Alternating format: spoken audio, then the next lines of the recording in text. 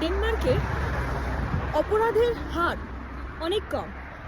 তার কিছু কারণ আছে, তার মধ্যে আমি মনে করি যে কারণটা পড়ছে সেটা হচ্ছে যে এখানে ল অ্যান্ড লেজিসলেশন খুবই অ্যাক্টিভ। মানুষের সিভিক সেন্স সত্যি ভীষণ পরিমাণে ভালো এখানে, কারণ তাদের কাছে আছে ভালো চাকরি, ভালো স্বাস্থ্যের সুযোগ সুবিধা এবং সামাজিক নিরাপত্তা, যেটা এখানকার কান্ট্রি প্রত্যেকটা মানুষকে কিন্তু সিটিজেনদের দিচ্ছে। নট অনলি দ্যাট, ছোটোবেলা থেকেই স্কুলিং লেভেল থেকে বাচ্চাদের শেখানো হয় কী করে তুমি ল অ্যান্ড লেজিসলেশনকে মেনে কান্ট্রিতে থাকবে।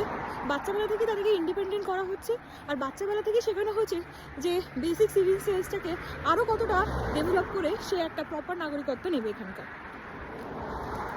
শুধু তাই না, আরও একটা মেইন রিজন হচ্ছে এখানে অপরাধ কম হওয়ার, সেটা হচ্ছে যে এখানকার মানুষ না প্রচণ্ড বিশ্বাস করে।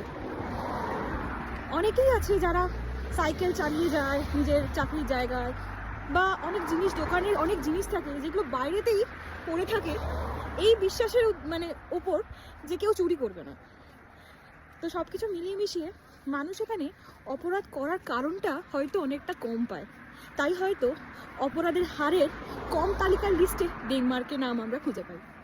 তোমাদের কেমন লাগলো অবশ্যই জানাবে, বা তোমরা যদি কিছু জানো আরও এক্সট্রা অ্যাডও করতে পারো। দেখা হচ্ছে আবার নেক্সট ভিডিওতে।